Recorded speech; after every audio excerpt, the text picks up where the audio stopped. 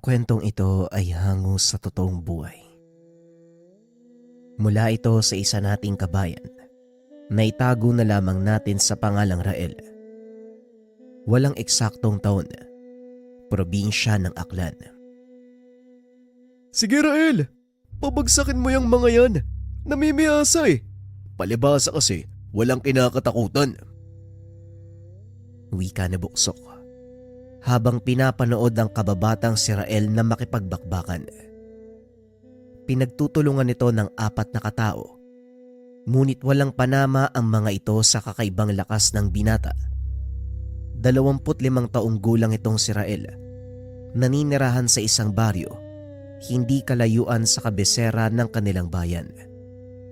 Kilalang basagulero at sanggano ang binata, ngunit sa kabila ng negatibong pagkakakilanlan, may tinataglay na kabaitan si Rael.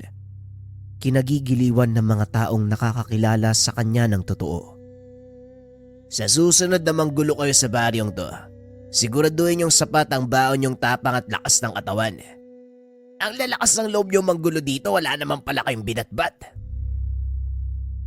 Wika na Rael, matapos gulpihin ng 4 na kalalakihan na dumayo upang manggulo. Narinig yun naman siguro yung kaibigan ko. Magsipaglayas na kayo at huwag nang babalik pa rito. Nagtakbuhan ang mga kalalakihan palabas ng baryo. Nagtawa na naman ng mga tao dahil takot na takot ang mga ito. Mukhang may kaaway ka na naman, Raela. Ano na naman ang nangyari? Wika ni Mang Baltasar. May mga nanggulo lang po, Manong Baltasar. Bakit po kayo dito? Wala po bang hakutin sa bodega? Yun nga ang dahilan kung bakit ako nandito. Dahil kakailanganin ko ng tulong nyo ni Butsok. Tambak na mga sako ng nabilad na palay. Wala akong makatulong para ipasok ka ba ngayon? Hoy naku, salamat naman at may trabaho. Tara Rael! Mga ilang sako ho ba ang kailangang ipasok sa bodega? Kaunti lang naman. Hindi aabot ng 100. Siguro kaya na nating 3 yon. Hapon na ho eh. Ano pag ginagawa natin dito? Matapos ang pag-uusap, tumuloy na ang 3 papunta sa bodega ng palay. Mabilis lang natapos ng mga ito ang trabaho. Kaya bilang kabayaran, binigyan ni Baltasar ang 2 ng kaunting halaga. Total maaga pa naman. Bakit hindi muna tayo tumambay sa tubaan ni Mang Delio? Sige, pero wag kang papasobra. Maaga tayo alis bukas. Abay oo naman. Ano tara? Habang nasa tubaan, napansin ng binata ang isang kahina-hinalang lalaki. Panay ang tingin nito sa kanila. Alam ni Rael na dayo ito dahil walang taga-baryo ang nakakatagal ng titig sa kanya. Tumayo ang binata at akmang lalapit sa lalaki, kaso biglang lumakad palabas ng tindahan. Anong problema nun? Bakit biglang umalis? Ewan ko ba? Magtatanong lang naman sana ako eh. Uy, tama na yan, gabi na oh. Umuwi na tayo. Sino kaya yung lalaking yun? Parang hindi siya taga dito sa baryo. Alam ko, Bot. Hindi talaga siya taga dito. Walang sino man ang nakakatitig sa akin ng lampas 2 minuto. Masama nga ang kutob ko sa taong yun eh. Parang tumatagos pati ang paningin ko sa kanya. Tumatagos? Baka naman lasing ka na. Ay, Butsak. Ito ba ang iniinom natin? 1 galon lang ang naubos ko. Hindi ako tatamaan sa ganun. Eh kung ganun, bakit ka mo tumatagos ang tingin mo dun sa tao? 2 bagay lang, Butsok. Aswang ang taong yon o hindi kaya naman engkanto. Biglang natigilan si Butsok sa sinabi ng binata. Lingid sa kalaman ng karamihan na ang dahilan ng lakas ni Rael, isang uri ng bertud mula sa kakaibang mutya. Ito ay ang itim na kampana. Nakuha ito ng binata 5 taon na ang nakakaraan sa tulong ng isang matandang albularyo. At para maunawaan nyo ang lahat, Babalik tayo ng 5 taon sa nakaraan. Nang mga panong ito ay 20 anyos pa lang si Rael, nag-aaral ng lihim na karunungan kasama ang nakakatandang pinsan na si Baltasar. Sa ilalim ng pagtuturo ng isang matandang manggagamot, nagkaroon ng kaunting kaalaman ang binata tungkol sa mga mutya. Nang mga panong iyon ay may tanga na ang binata, gaya ng mutya ng suso, mutya ng bigas. Ito ang kauna-unahang pinagkalob sa kanya ng albularyong si Mang Estong. Ginawa ito ng matanda dahil nais niyang sundan ni Rael ang mga yapak bilang isang manggagamot. Sa kasamaang palad, wala sa bokabularyo ng binata ang pagiging albularyo. Bakit ba ayaw mong maging albularyo, Rael? Mahusay ka naman sa larangan ng panggagamot. Sayang naman ang kakayahan mo kung hindi magagamit. Tama po kayo tay, pero pakiramdam ko kasi hindi ako yung tipo ng taong gaya nyo eh. Tinitingala at ginagalang ng mga kababaryo natin. Alam nyo naman saan ganong tingin nila sa akin, hindi ba? Walang taong hindi kayang magbago, Rael. Pag-isipan mong mabuti ang sinasabi ko para din yun sa ikabubuti mo. Ewan ko lang manong ha. Duda ako sa sarili ko eh. Nga pala, may balak ba kayong gawin ngayong Biyernes Santo? Wala naman. Kukunin ko lang yung ibinaon kong lana para mapalitan ng panibago. Bukod dun wala na eh. Bakit mo na itanong? May balak ho sana akong pumunta sa kabilang baryo kasama si Manong Baltasar. Alam ni Mang Estong kung ano ang binabalak ng mga ito, lalo na't kasama ng binata ang pinsang si Baltasar. Nako, baka kung anong kalokohan na naman ang gagawin niyong magpinsan, talagang tatamaan kayo sa akin. Hindi po kalokohan ang punta namin sa kabilang baryo. Dadayuhin namin ang lumang simbahan. Ang sabi ni Manong Baltasar, naroon pa rin daw yung itim na kampana. Gusto ko sanang makuha yung mutya na yun eh. Napahinto sa ginagawa ang matanda at tinignan si Rael. Nababaliw na talaga yung pinsan mo. Hindi niyo alam kung gaano kadelikado ang pinapasok niyo. Malakas na engkanto ang nagbabantay sa mutya ng itim na kampana. At kahit pagsamahin pa ang lakas niyong dalawa ni Baltasar, wala rin kayong magagawa. Wika ng matanda at dagdag pa nito. Minsan na siyang sumubok na kunin ang mutya ng itim na kampana na naging dahilan ng pagkaputol ng kaliwang kamay. Isama pa dito ang pagkabulag ng isang mata. Alam ko ang panganib na kaakibat ng pagkuha ng mutya. Ang totoo, ito rin ang unang beses kong susubok, Manong. Medyo kinakabahan nga ako eh. Malakas ang pananalig ko sa mga aral na natutunan mula sa inyo. Siguro naman kung sakaling hindi namin makuha ang mutya, magagawa naming makaligtas, hindi ba? Wika ni Rael. Ay nako, kung yan ang gusto niyong gawin, wala na akong magagawa. Mag-iingat kayo. Tandaan mo, Rael, huwag ipipilit ang hindi para sa'yo. Wika ni Mang Estong. Pagsapit ng Huwebes Santo ng gabi, pumunta sina Baltasar at Rael sa kabilang baryo bilang paghahanda sa pagkuha ng mutya. Dito muna tayo sa kabisera. Mas mabuting pumunta tayo doon bandang 11:00. Nang sa ganon tulog na mga tao at sigurado namang walang ibang susubok na kunin ang mutya ng itim na kampana. Takot lang nila makasagupa ang gabay nun. Wika ni Baltasar. Kumpiyansa itong magagawa nilang kunin ang mutya dahil matagal na itong pinaghahandaan. Medyo kinakabahan ako sa gagawin natin, Manong. Ito ang unang beses kong susubok na kumuha ng mutya. At isa pa sa pinakamalakas na uri. Hindi ako sigurado kung magtatagumpay tayo. Huwag kang mag-alala. Dahil siguradong makukuha natin ngayon ang mutya. Magtatagumpay tayo, Rael. Magtiwala ka lang. Paano kung sakaling hindi natin kayanin, Manong? May plano ko ba? Wala, Rael. Magtagumpay man tayo o hindi. Wala nang atrasan. Dahil sa oras na makapasok tayo sa kampanaryo, hindi na tayo makakalabas. Maliban na lang kung isa sa atin ang makakakuha ng mutya ng itim na kampana. Kaya kung pinanghihinaan ka ng kalooban, ngayon pala magsabi ka na habang may oras ka pang umatras. Wika ni Baltasar. Ngunit buo na ang loob ni Rael. Hindi na mano. Nandito na tayo eh. Wala nang oras para umatras.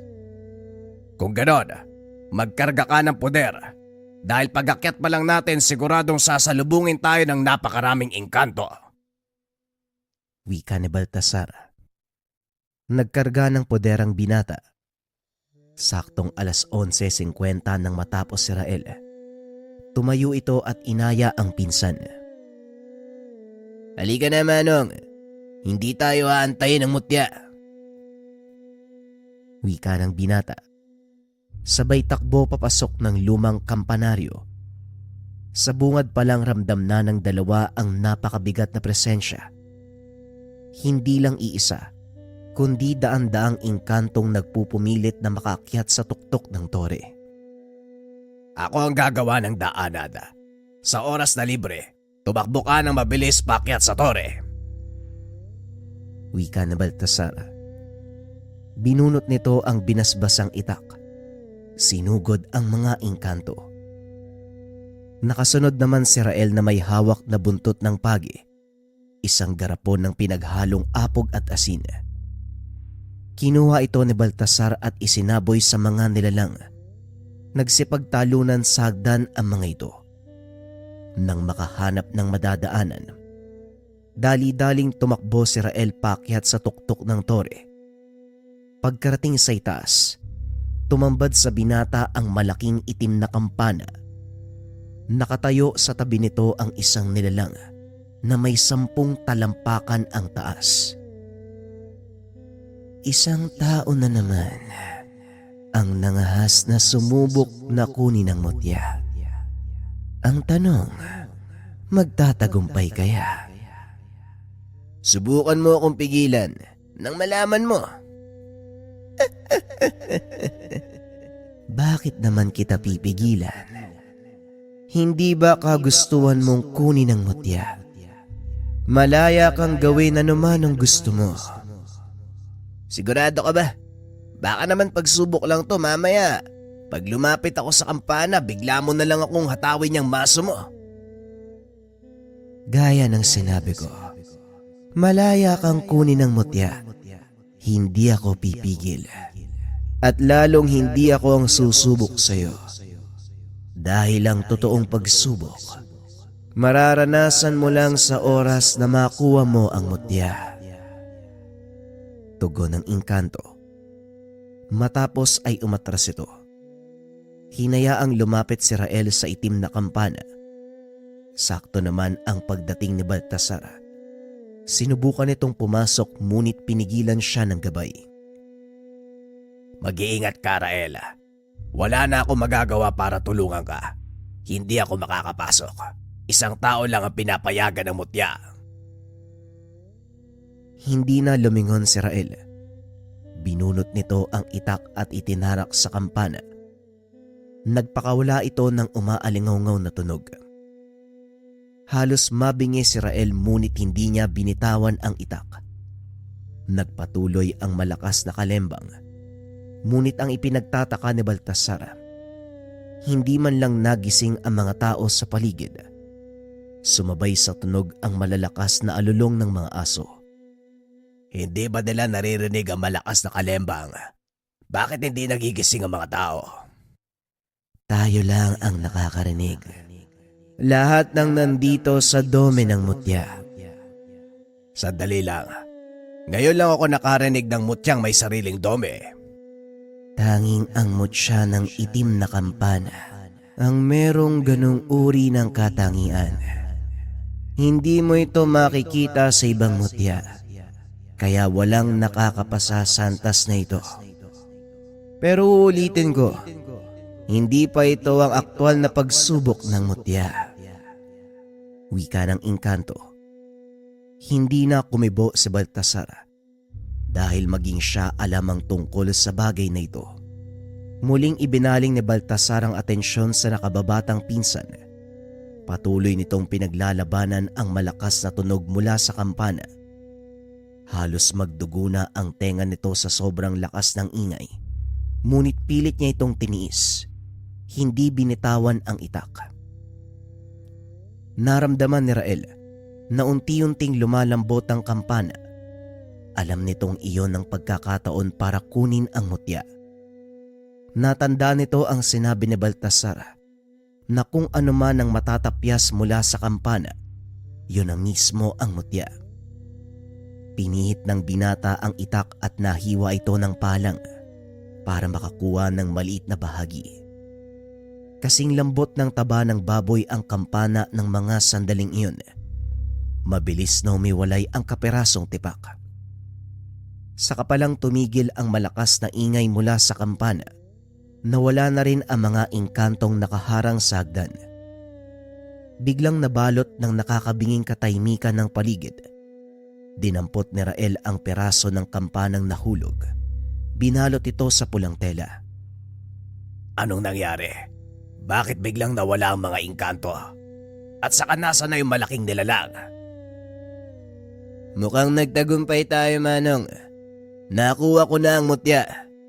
Siguro oras na para umalis. Wika ni Rael. Wala namang naramdamang kakaiba ang binata hanggang sa makarating sila sa tahanan. Umaga na nang makauwi ang mga ito. Nag-aabang sa atangan ng bahay si Mang Estong. Anong nangyari sa inyo, Aber? Mukhang wala namang kayong ginawa. Nagsayang lang kayo ng oras at pagod sa pagpunta roon. Hindi ho, tay. Nakuha namin ang mutya ng kampana. Ngunit ang ipinagtataka ko, hindi nangyari ang inaasahan ko. Anong ibig mong sabihin? Ano pa ba ang inaasahan mong maganap? Tanong ni Mang Estong. Sa pagkakataong iyon si Baltasar ang sumagot. Walang kahirap-hirap na nakuha ni Rael ang mutya. Yon ang inaalala niya. Dapat lang mag-alala ang pinsan mo dahil ang pagsubok ng mutya ng itim na kampana hindi mangyayari sa mismong araw na kinuha mo ito. Mag-antay ka dahil darating ang pagsubok na yon. Wala nga lang makakapagsabi kung kailan o paano. Wika ni Mang Estong. Makalipas ang ilang araw, wala namang nangyaring kakaiba. Nagpatuloy lang sa araw-araw na pamumuhay si Rael. Wala ring pagbabago sa katawan ng binata, kaya naisip nito na baka walang epekto ang nakuwang mutya. Hanggang isang araw, naimbita nito na dumalo sa isang handaan. Dahil wala namang gagawin, sumama ito sa pinsang si Butsok. Hindi kilala ni Rael ang mga tao roon, kaya tahimik itong nakaupo sa sulok. Hindi ito nakikipag-usap sa ibang tao maliban kay Butsok.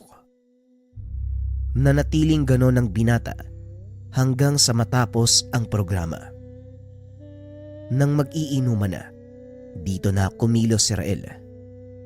Tahimik na uminom kasama si Butsok nang lapitan sila ng isang lalaki. Mukhang nagsosolo yata kayong dalawa. Anong meron? Ayaw niyo bang makisama sa amin? Pasensya na pero hindi ko kasi kilala yung mga tao dito eh. Kaya nahihiya kami makisali. Naimbitahan lang din kasi. O baka naman nagdadailan ka lang kasi wala kang tiwala sa mga taga dito. Huwag kang mag-alala. Hindi ka namin lalasunin. Tara doon sa mesa namin nang makakilala ka ng bagong kaibigan. Wika ng lalaki. Nagkatinginan si Butsok at Rael. Bilang pakikisama ay pumayag ang mga ito na makiupo sa kabilang mesa. Nagpakilala ang lalaking Limuel, samantalang ang tatlong kasama nito ay hindi umiimik. Parang nakakahiya namang makisalo sa mga kasama mo, Limuel.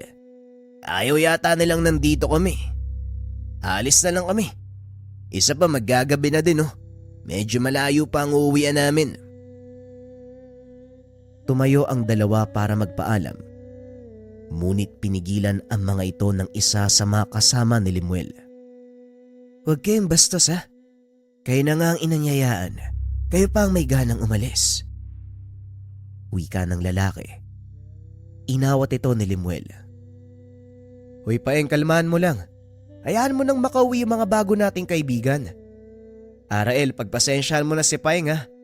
Medyo marami nang nainom yan eh. Sige na, ako nang bahala dito. Tugon ni Limuel. Mabilis nang umalis ang dalawa. Nilingon ni Rael ang pangkat. Nakita nitong patuloy pa ring nakatingin yung Paeng sa kanya. Habang nasa daan nag-uusap ang dalawa, medyo malayo na sila sa mismong tahanan ng kaibigan ni Butsok at halos wala ng kabayan sa lugar. Lukong tao yun ah. Pagdidiskitan ka pa yata, Rael? Kaya mo na. Lasing na yung tao. Kung sa bagay. Nga pala parang may kakaiba dun sa Limuel na yun. May napansin ka ba? Oo. May tangan siyang mutya. At siguro, kung nagtagal pa tayo, yon ang mapag-uusapan natin. Ayoko pa naman na mga ganong usapin.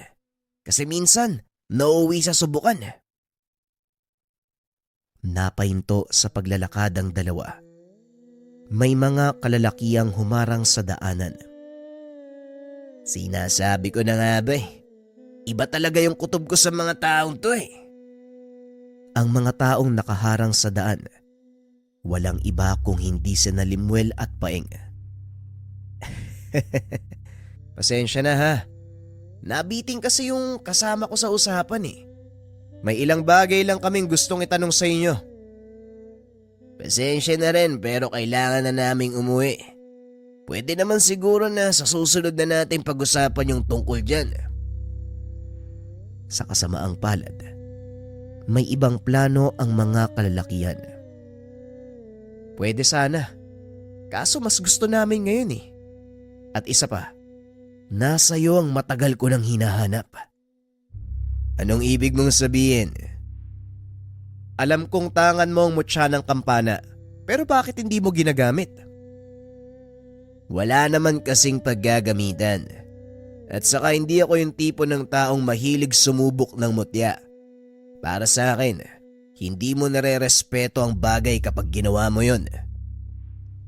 Wika ni Rael. Tumawa ng malakas si Limuel. Alam mo, yan ang pinaka nakakatawa kong narinig mula sa isang antingero. Paano mong malalaman ang bisa ng mutya kung hindi mo ito susubukan? Mawalang galang na kaibigan. Pero magkaiba kasi tayo ng prinsipyo eh. Para sa akin, hindi kailangang subukan ng tangan ko dahil malaki ang tiwala ko at pananalig sa kanila. Sa oras na kakailanganin, hindi nila ako ilalaglag. O sige, gusto kong subukan niyang sinasabi mo. Susugod na sana si Limuel nang biglang may nagsalita. Kung ako sa'yo, Limuel, hindi ko na susubukan pa dahil siguradong magsisisi ka. Napalingon si Limuel. Nagulat nang makita si Baltasar. Yun na nga ang maganda eh. Alam mo Baltasar, malaking bagay para sa akin na masubukan ng bisa ng isang mutya bago ko ito makuha. At sa oras na mabigo ang binatang to, kukunin ko sa kanya ang mutya ng itim na kampana. Nagulat si Rael sa sinabi nito. Hindi niya alam ang gagawin ng mga sandaling iyon. Ngunit wala nang magagawa. Hindi na maaaring umatras. Alam mo, Limuel, hindi pa nagagamit ng pinsan ko ang mutya ng itim na kampana. Dalawang bagay lang ang maaaring mangyari. Magawa mo siyang talunin dahil hindi napagana ni Rael ang mutya. O ikaw ang uwing lasog-lasog ang katawan. Mamili ka. Yun nga ang gusto kong patunayan.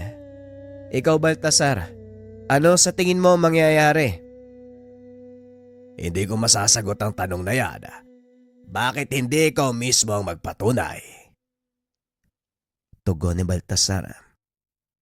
Ibinaling ni Limuel ang atensyon sa binata. Kalmado pa din ito, na tila ba wala lang sa kanya ang kasalukuyang sitwasyon. Hanga din ako sa tapang mo bata, ano? Palibasan di mo ako kilala eh. Kaya nagagawa mong maging kalmado sa ganitong sitwasyon. Siguro kung alam mo lang yung magagawa ko, malamang nagmamakaawa ka na para sa buhay mo. Wika ni Limuel. Napangiti si Rael sa sinabi nito. Pasensya na, pero hindi ako yung tipo ng taong nadadala sa pananakot na salita. Kalmado ako kasi parang alam ko na kung sinong mapapahamak. Hindi ako yun. Anong sinabi mo? Ang haba nun ah. Ayoko nang ulitin. Bakit hindi ka nalang sumugod para mapatunayan mo ang sinasabi ko? Aba ayos ka rin ah. Pwes maganda ka. Dahil hindi ko papalampasin ang kayabangan mo. Biglang sumugod si Limuel. Inundayan ng suntok ang binata. Nagulat na lang si Rael. Lalo na nang tamaan ng kalaban ang puno sa likuran niya. Halos madurog ang katawan nito dahil sa lakas ng suntok. Bagaman nagawang ilagan ni Rael ang atake, alam nitong malaking pinsala ang matatamo kung sakaling sa katawan niya tumama. Nagtaas ng depensa ang binata at muling hinarap si Limuel. Napakabilis ng kilos nito na halos hindi masabayan ang mga atakeng binibitawan ni Limuel. Anong problema, bata? Bakit puro ilag lang ang ginagawa mo? Nasaan ang pinagmamayabang ni Baltasar? Wika ni Limuel. Hindi naman nagsalita ang binata. Sa halip ay tumakbo ito papunta sa gawing likod ng kalaban. Saktong paglingon, biglang dumapo ang malakas sa suntok sa kanyang panga.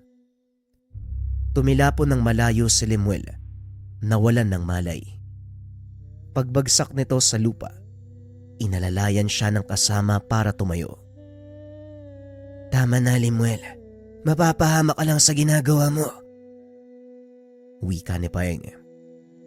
Nagising si Limuel at sinampal-sampal ang sarili upang makabalik sa wisyo. Pwede ba, Paeng? Huwag kang makialam. Nakachamba lang ang isang yan eh. Sa susunod, hindi niya na ako magagawang patamaan. Tugon ni Limuel. Tumayo ito at huminga ng malalim. Matapos ay muling sumugod kay Rael na siyang pinakamalaking pagkakamali. Nakatayo lang si Rael, ngunit nang suntukin nito ni Limuel, naglaho na parang usok ang binata. Nagpalinga-linga sa paligid si Limuel. Biglang nagpakita ang binata sa kanyang harapan. Nanlaki ang mga mata nito dahil nakaamba ang kamao ni Rael sa kanyang muka. Isang malakas sa suntok ang tumama sa kalaban. Muli itong tumilapon palayo. Hindi makapaniwala si Baltasar sa mga nakikita. Alam niya ang kakayahan ni Rael sa pakikipaglaban ng mano-mano. Ngunit sa pagkakataong iyon, kakaibang lakas ang pinamalas nito. Nako, naloko na. Ito na nga ba ang sinasabi ko eh. Paeng, ilayo mo dito si Limuel. Hindi titigil si Rael hanggat hindi niya napapatay ang taong yan. Dali-daling inalalayan ni Paeng si Limuel. Naglakad palayo sa lugar. Ngunit sa kasamaang palad, nagawa itong abutan ni Rael. Isang malakas sa sipa ang ibinigay, dahilan para tumilapon ng dalawa. Hinila ng binata ang kwelyo ng damit ni Limuel. Walang tigil itong pinagsusuntok sa muka. Ano nangyayari kay Rael, Manong? Bakit nagwawala siya? Tanong ni Butsok. Alam niya na mahinahon si Limuel, ngunit sa pagkakataong iyon ibang-iba ang pagkataong ipinapakita ng binata. Ito na ang sinasabi ng engkantong nagbabantay sa mutya ng kampana. Ang pagsubok ni Rael. Dito malalaman kung talagang makakayanan niyang pigilan ng sarili at kung karapat-dapat siya sa mutya. Wika ni Baltasar. Nagpatuloy sa pag-atake ang binata hanggang sa maramdaman nito na hindi na gumagalaw si Lemuel. Rael, tama na yan. Baka mapatay mo si Lemuel. Wika ni Buksok. Binitawan ni Rael ang kalaban. Ibinaling ang atensyon sa malaking bato na nasa gilid ng daan. Pinagsusuntok ito ng binata hanggang sa mapudpod. Nang humupa ang alikabok na dulot ni Rael, nakita nila ang binatang nakatayo habang hinahabol ang hininga. Unti-unti nitong pinakalma ang sarili. Sinubukang lumapit ni Baltasar ngunit pinigilan ito ni Rael. Diyan ka lang, Manong. Hindi pa lubusang humuhupa ang nararamdaman kong init sa katawan. Hindi ko alam ang nangyayari. Pero sa palagay ko, ang may gawa nito ay ang mutya ng itim na kampana. Alam ko, Rael. Kaya subukan mong huminahon. Huminga ka. Pakalmain mo ang iyong sarili. Wika ni Baltasar. Mabilis namang tumakbo ang kasama ni Lemuel palayo. Sa takot na siya naman ang pagbalingan ng binata. Maya-maya ay huminahon na si Rael. Naglakad ito papunta kay Baltasar. Hindi ko alam kung ano nangyari. Parang biglang may sumapi sa akin. Tapos hindi ko mapigilan ang mga kamay ko. Nakikita ko naman ang ginagawa. Pero maniwala ka, Manong. Hindi ako yun. Alam ko, Rael. Yan na ang sinasabing pagsubok ng engkanto.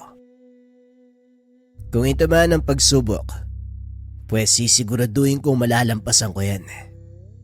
Sandali lang at magpapahinga ako ng kaunti. Parang naninibago ako sa katawan ko. Wika ni Rael. Matapos ay naupo ito sa gilid ng daan. Isinandal ang sarili sa puno. Ilang minuto ay tuluyang nakaidlip. Binuhat na lang ito ni Baltasar pauwi sa kanilang tahanan. Ano nangyari dyan sa pinsan mo? Nasobran ba yan sa inob? Nakasalubong ko sila ni Butsok sa daan. Ayon, tulog na ang isang yon sa kwarto niya.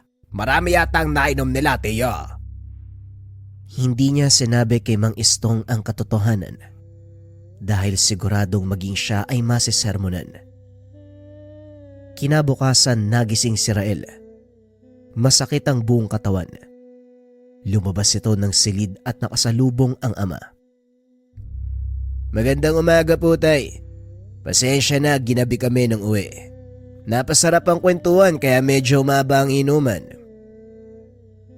Wika ng binata habang sinasapo ang ulo. Alam ko, tulog na tulog ka nang ihatid ka ni Baltasar. Uminom ka ng mainit na kape para mawala ang pananakit ng ulo mo. Marami akong gagawin ngayon kaya maiiwan ka mag-isa dito sa bahay. Tugon ni Mang Istong. Matapos ay pumasok ito sa silid upang mag-ayos. Nakaupo naman si Rael sa atangan ng bahay habang pilit na iniisip ang nangyari kagabi. Maya-maya ay bumangon na rin si Butsok. Dumiretso ito sa kusina upang magmumog at magtimpla ng kape. Matapos ay naupo ito sa tabi ni Rael. Alam ng binata ang ugali ng pinsan, kaya naman pinangunahan niya ito. Huwag kang magkakamaling magsalita ng tungkol sa nangyari kagabi. Nariyan si tatay. Mamaya marinig tayo at mapagalitan. Tumangulang si Butsok at tumigop sa hawak na tasa. Maya-maya ay lumabas ng tahanan si Mang Istong. Nagpaalam sa dalawa na aalis na. Kayo na muna ang bahala dito. Makakabalik din naman siguro ko mamayang hapon. Pero kapag ginabi, alam mo na ang gagawin, Rael. Tumangulang si Rael bilang tugon. Pagkalis ng matanda, kagad nagsimulang magkwento si Butsok. Ang gara ng ginawa mo kagabi. Paniguradong lamog ang pagbumuka nun, Rael. Nababagay lang sa kanya yon. Pero nagtataka ako Bakit parang may ibang taong nagmamanipula ng kilos ko kagabi? Ramdam ko ang mga tama ng suntok ko kay Lemuel. Pero parang hindi ako yung gumagawa nun. Sabi nga ni Manong Baltasar, Sinusubo ka daw ng mutyang nakuha mo. May bago ka bang mutya, Rael? Oo, eto oh. Wika na Rael sabay pakita ng kaperasong itim na bagay. Mutya ba to? Parang kapirasong kawaling bakal lang eh. Mutya ng itim na kampana ang tawad dyan, Buksok. Sa palagay ko tama si Manong Baltasar. Siguro nga sinusubok na mutya kung karapat dapat ba ako. Wika na Rael. Sa kalagitnaan ng pag-uusap ng dalawa dumating si Baltasar. Merong dalang balita. Laganap na sa baryo ang nangyari kay Limuel. Masyadong matabil ang dila nitong si Paeg. Ipinagsabi sa mga tao na ginulpi mo ng walang kalaban-laban si Limuel.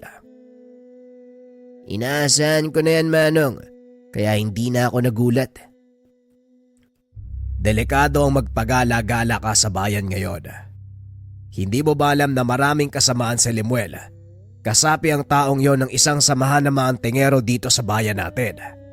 Siguradong nakarating na sa kanila ang nangyari at dahil sa katabila ng bunganga ni Paeg, siguradong ginatungan pa niya ito ng kung ano-anong kwento. Wala na tayong magagawa doon, Manong. Huwag lang nila akong gagalawin. Hindi ako magdadalawang isip na lumaban. Hindi nga nagkamali ng hinala si Baltasar. Simula ng araw na yun, naging habulin ng basag ulo si Rael. Madalas nababalitaan ng ama ang nangyayari, kaya pinagsasabihan niya ito. Ito ba ang paggagamitan mo ng mutya ng kampana, Rael? Basag ulo! Hindi ka karapat dapat sa kapangyarihang taglay niyan. Kaya mas mabuti pang ibalik mo na lang yan kung saan mo nakuha. Ipinagtanggol ko lang ang sarili ko, Tay. Kaysa naman hayaan ko na gulpin ako ng mga taong yun. Malaki ang naging pagbabago sa ugali ng binata. Simula nang mapa sa kanya ang mutya ng itim na kampana. Maging ang ama nito, parang hindi na siya kilala. Dito nagsimula ang bansag ng mga tao sa kanya bilang sanggano. Hayaan mo na ang taong yun. Ang importante hindi siya nanggugulo dito sa atin. Halika na, umuwi na tayo. Baka nababahala si Tatay Estong. Wika na Rael. Masayang naglalakad ang dalawa. Nagtatawanan pa ang mga ito nang biglang mapatigil sa paglalakad si Butsok. Anong ginagawa mo, Butsok? Ay nako, hindi ito ang panahon para maglaro ka. Alanganin sa edad natin yung ganyan ha. Halika na, bilisan mong kumilos. Wika na Rael. Ngunit hindi nagsasalita si Butsok. Nanlaki ang mga mata ng binata dahil nakita nito ang isang malaking nilalang nakatayo sa tabi ni Butsok. Wow! Isuko mo ang mutya ng itim na kampana. Hindi ka awang karapat-dapat na magmay-ari niya. Wika ng nilalang. Bagyang umatras si Rael. Ramdam nito na hindi pangkaraniwan ang nilalang na yun. Naglakad ito papunta sa kinakatayuan ng binata. Tumambad ang kabuang wangis ng nilalang. Ang katawan nito ay yari sa bato. Naglalakihan ang mga braso at paa. Halos siyam na talampakan ang tangkad. Pasensya na, pero hindi ko isusuko ang mutya ng itim na kampana, lalong-lalo na sa mga kagaya mo. Kung gusto mo itong makuha, kakailanganin mo munang dumaan sa ibabaw ng bangkay ko.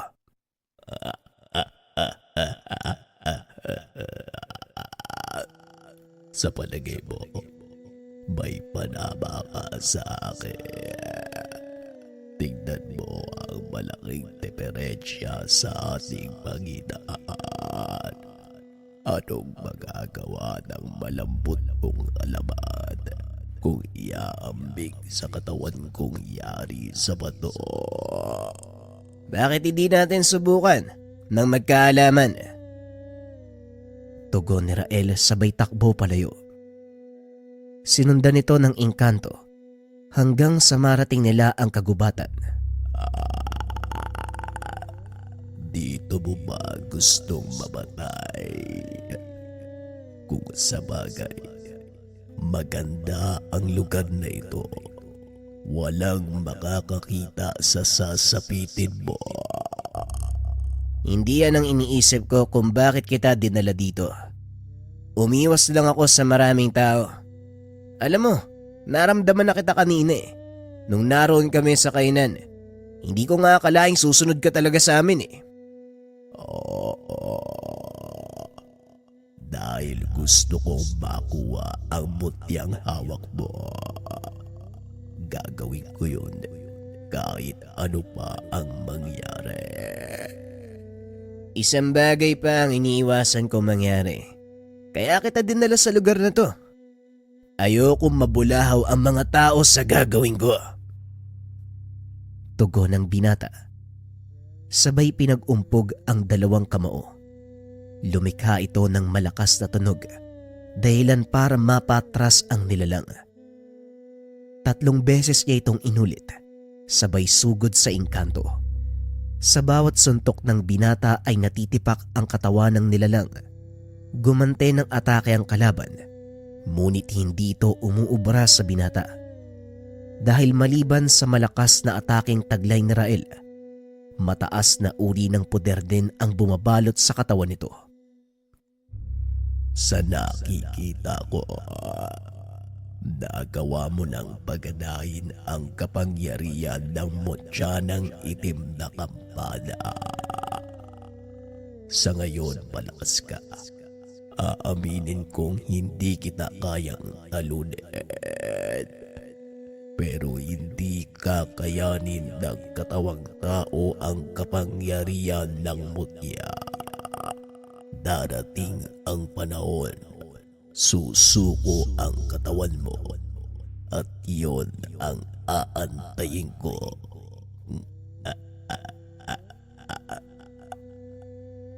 Wika ng nilalang. Matapos ay lumudito sa lupa at tuluyang naglaho. Wala ka palang sinabi. Binalikan niya si Butsok, na noon ay walang malay na nakahandusay sa tabi ng daan. But gising na. Hindi kita kayang buhatin, bumangon ka dyan, ang taba mo eh. Kailangan na nating umuwi. Nagising si Butsok. Dali-daling tumayo at tinignan ang buong paligid, na tila may kung anong hinahanap. Nasaan na yun?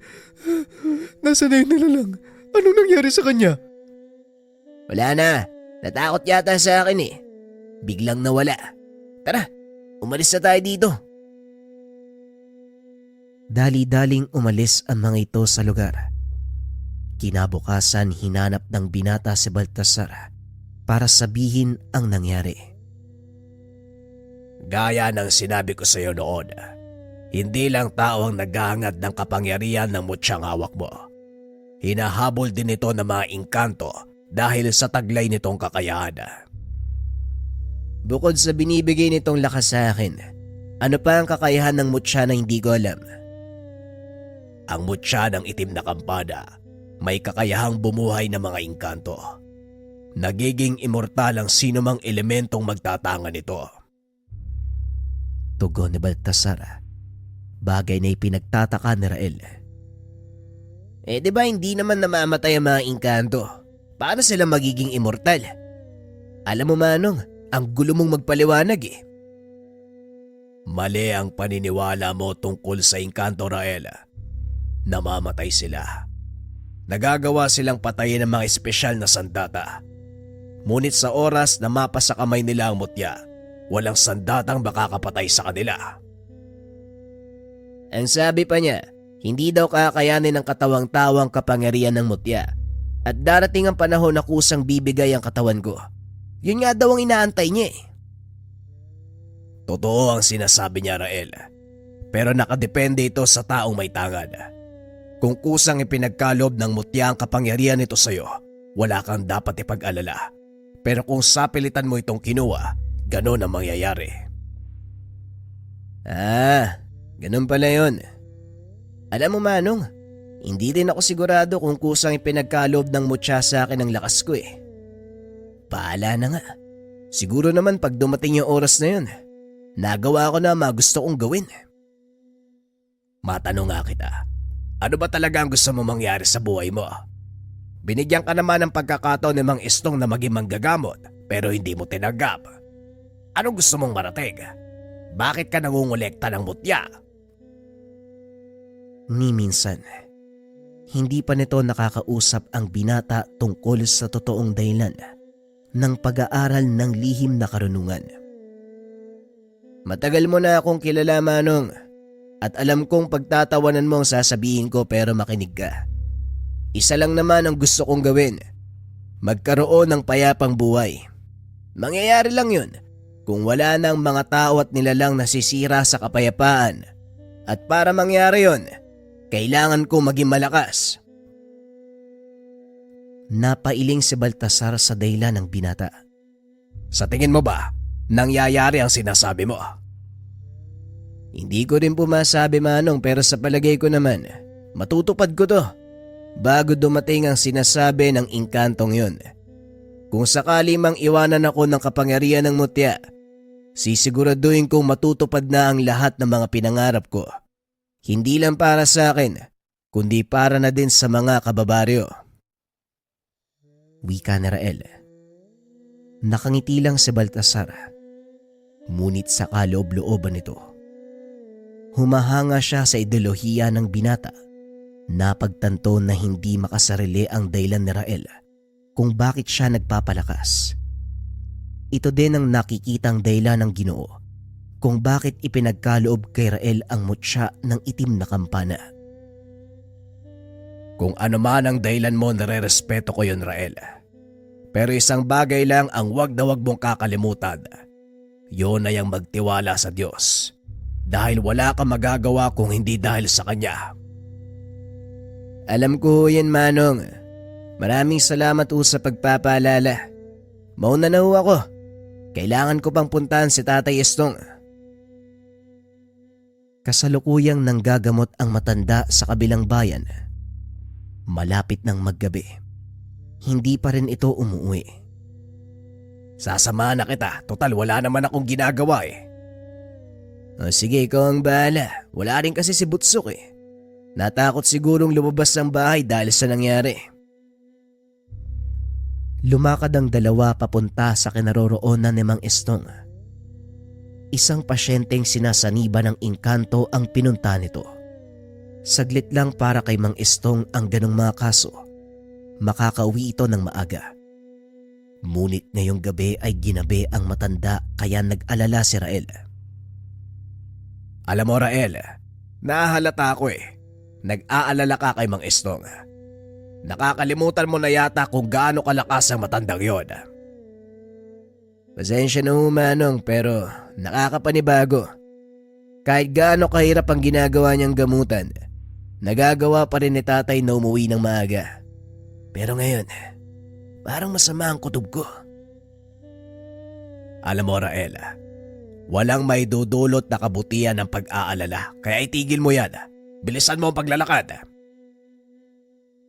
Maya-maya pa, narating nila ang bayan kung saan nanggagamot si Mang Estong. Nagtanong-tanong ang mga ito tungkol sa pasyente. Mabuti na lang at kilala ito sa lugar. Kaya mabilis na narating ng dalawa ang kinaroroonan ng matanda. Pagdating sa mismong bakuran, nakita nitong nagkakagulo ang mga tao. Ang ilan ay pilit na nakikisiksik upang makita ang nangyayari sa loob ng tahanan. Nakisingit ang dalawa hanggang sa makapasok sila sa mismong pintuan ng bahay. Nakita ni Rael na nakaupo lang sa sulok ang matanda habang nakaharap sa isang lalaki. Sa hinala ni Rael, yon ang pasyente ni Mang Estong. Nakiusap ito sa may bahay na pumasok. Nagpakilala sila bilang kasama ng matanda. Nagulat si Rael nang sabihin ng may bahay, sila ang inaantay ni Mang Estong. Mabuti naman at nandito na kayo. Ay Rael, alam kong wala kang hilig sa panggagamot. Pero may isang bagay ako ipapakiusap. Maaari bang tulungan mo ko dito? Anong klaseng tulong po, Tay? Ang nilalang na gumagambala sa taong ito ay isang uri ng malakas na engkanto. Hindi ko siya kayang talunin. Kailangan ko ang lakas ng mutya ng itim na kampana para pigilan ng nilalang. Paano ko naman yan gagawin, Tay? Hindi nga ako marunong manggamot. Maupo ka sa tabi ng pasyente at hawakan mo ang kamay niya. Sa pamamaraang iyon, matutuntun ko ang kinaroroonan ng engkantong gumagambala sa kanya. Sinunod ito ni Rael. Nakita niyang hirap na hirap ang matanda. Pagkahawak nito sa kamay ng pasyente, tila may mahinang kuryenteng dumaloy mula sa katawan nito papunta sa kanya. Nakikita ng binata ang labas ng tahanan hanggang sa madako ito sa malaking puno na nasa gawing dulo ng bahay. Nakita ng binata ang isang malaking nilalang nakaupo sa sanga ng kahoy. Nakita ko na ho ang kinaroroonan ng nilalang. Wika ni Rael at dali-dali itong tumayo. Tumakbo palabas ng tahanan. Nagsipaghawian naman ang mga tao nang makita ang binata. Pagdating nito sa likod ng bahay, tumambad sa kanya ang hindi lang isa, kundi napakaraming nilalang at yung malaking itim na figura na nakaupo sa sanga ng puno. Wala akong atraso sa'yo, binata. Bakit ka nandito? Anong kailangan mo? Wika ng nilalang. Napagtanto ng binata na isa itong kapre at ang mga nilalang na nakapalibot sa puno ay mga alagad. Ako nga rin eh. Wala rin naman akong atraso anuman laban sa'yo. Pero may nakiusap kasi sa akin kaya ako nandito. Sino ang nakiusap sa'yo?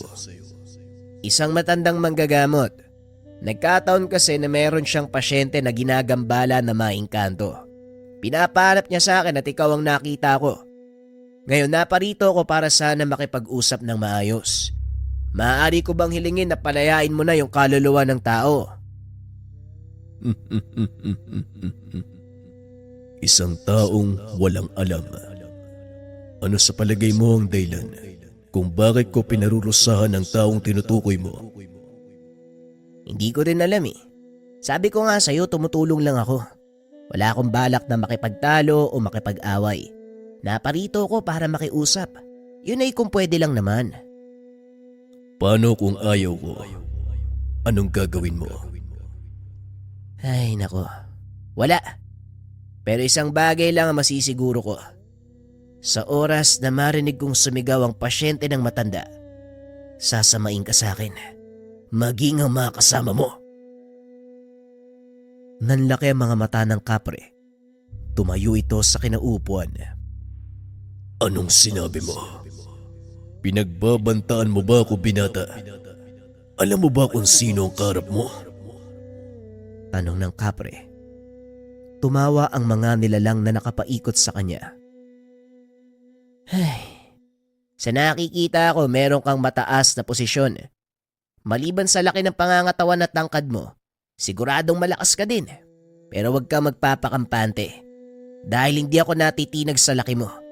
At higit sa lahat, wala akong paki kung ano man yung katungkulan mo sa kabilang dimensyon. Nandito ka sa mundo ng mga tao kaya lumugar ka. Tugon ni Rael.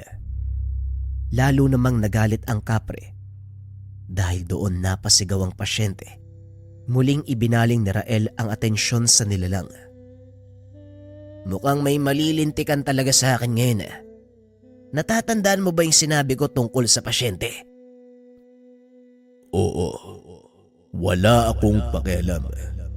Pagmasdan mo kung paano kong patayin ang taong pilit mong pinoprotektahan. Nagbuga ng usok ang kapre. Lalong nagkagulo ang mga tao sa loob ng tahanan. Walang nakakaalam ng totoong nangyayari sa kinaroroonan ni Rael. Napangiti ang kapre habang naririnig ang sigaw ng pasyente. Napakasarap sa tenga ang sigaw ng mga kaluluwang pinahihirapan. Nararapat lang sa kanila yan dahil masyado silang abo. Hindi na nagawang tapusin ng nilalang ang sasabihin. dahil bigla itong sinuntok ni Rael. Nagulat ang mga nilalang sa ginawa ng binata. Tumumba ang kapre at halos hindi ito makatayo dahil sa lakas ng pagkasuntok ng binata. Hindi mo ba narinig ang sinabi ko sa'yo? Marahang tumayo ang kapre. Hinampas ang kamay sa lupa. Nagsipaglubugan ang mga nilalang nakasama nito. Lumitaw sa harapan ni Rael ang nakalaban niyang inkantong bato. Ngayon, tignan natin kung may magagawa ka talaga. Wika ng nilalang. Walang pagdadalawang isip na sumugod ang nilalang. Panay naman ang iwas ni Rael. Hindi nito napagandaan ang pagdating ng engkanto. Nagkita tayo muli, tao. Sa pagkakataong ito, ikaw ang patutumbay ko at kukunin ang mutya ng kampana. Subukan mo. Mamamatay muna ako bago mangyari yon. Wika ni Rael sabay sugod. Sunod-sunod na suntok ang binigay ng binata sa nilalang. Napapatras ito dahil sa tindi ng atake at sa bawat pagtama ng kamao ng binata, tila napupudpod ang katawan nito. Itinaas ng nilalang ang kamay at hinampas si Rael. Nagawang salagi ng binata ang atake, ngunit dahil sa lakas ay napatalsik ito. Wala pang mortal ang nakatalo sa akin sa isang laban. Hangal ka kung inakala mong mapapatay mo ko gamit lamang ang iyong kamao. Yan nga din ang gusto kong patunayan eh. Wika ng binata sabay sugod sa nilalang. Pinaulanan nito ng suntok ang katawan ng kalaban habang nagaganap ang sagupaan. Nagtataka si Baltasar kung bakit hindi pa nakakabalik si Rael, kaya nagpa siya itong sundan ng pinsan. Sandali lang, Tatay Estong. Susundan ko si Rael. Kanina pa yun eh. Wika ni Rael. Hindi naman nagsalita ang matanda, kaya lumakad na ang Ginoo. Mabilis niyang natunton ang kinaroroonan ni Rael dahil sa lakas ng mga tunog na nanggagaling sa kamao ng binata. Pagdating nito sa lugar, kapwa nakatayo si Rael at ang kalaban nitong engkanto. Nakita nitong tila nahihirapan ng kalaban. Anong kapangyarihan ang pero ka? Hindi yan ang katangiang taglay ng mutya ng itim na kampana. Nagkakamali ka. Sa totoo lang sasabihin ko sa'yo, hindi ako ang nakikipaglaban eh. May kung sinong nilalang ang gumagabay sa akin. Kaya hindi ko hawak ang mga ataking tumatama sa katawan mo. Hindi maaaring mangyari to. Di minsan, wala pang tao ang nakagamit ng kapangyarihan ng mutya ng kampana. Isang panlilin lang ang ginagawa mo. Hindi panlilin lang, kaibigan. Ito ang totoong kapangyarihan ng mutya. Mangyayari lang ito sa oras na magpasakop ka sa mutya at hayaan mong siya ang mangibabaw sa iyong pagkatao. Yun na nga ang ginawa ko. Isang kasunduan. Hinayaan kong manahan sa katawan ko ang mutya at bilang kapalit, pangangalagaan niya ako at bibigyan ng walang kapares na lakas. Wika ni Rael. Sabay sugod sa nilalang. Isang malakas na suntok sa ulo ang binigay nito, dahilan para tuluyang madurog maging ang katawan ng engkantong bato. Matapos patayin ng kalaban, muling lumitaw ang kapre kasama ang kanyang mga alagad. Hinarap ito ng binata, akmang susugod na nang biglang lumuhod ang malaking nilalang. Maging ang mga kasama nito, dumapa sa lupa bilang pagbibigay pugay. Napatunayan mong karapat dapat ka sa respeto naming mga engkanto. Hindi na kami lalaban. Susundin namin ang lahat ng sasabihin mo. Yun naman pala eh. Madali ka palang kausap eh. O sige, tanggalin mo na yung sakit ng taong yun. Wala akong pakialam sa dahilan mo kung bakit mo pinarurusahan ng pasyente ng maestro ko. Sa oras na gumaling siya, ako mismo ang kukulata sa kanya kung sakaling may nagawa siyang pagkakamali. Masusunod. Maraming salamat. Wika ng kapre. Matapos ay bigla itong nawala. Bumalik ang binata sa tahanan at sinundan naman ito ni Baltasar. Mabuti at nagawa mong talunin ang inkantong yon. Pero totoo ba yung sinabi mo? Nakipagkasundo ka sa mutya? Oo, Manong. Napagtanto ko na hindi siya mapapasunod ng sapilitan. Kaya nakipagkasundo ko maging tahanan niya. Wika ni Rael. Muli itong bumalik sa tahanan ng pasyente.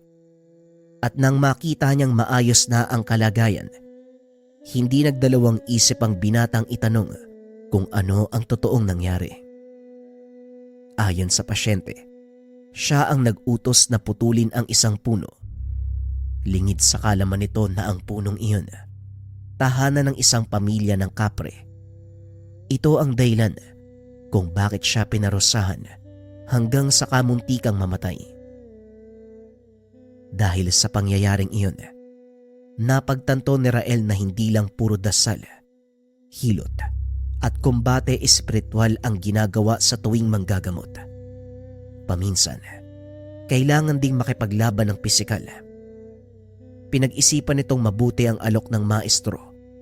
Kalaunan ay pumayag ito na maging katuwang sa panggagamot. Sa paglipas ng panahon, tuluyang inako ni Rael ang responsibilidad ng matanda bilang manggagamot hanggang sa nakilala ito sa kanilang bayan bilang magaling na manggagamot na pumapatay ng mga engkanto sa pamamagitan ng kumbate pisikal.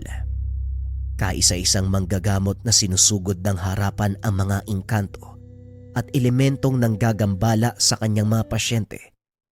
Ito ay sa tulong ng kanyang mutya, ang itim na kampana.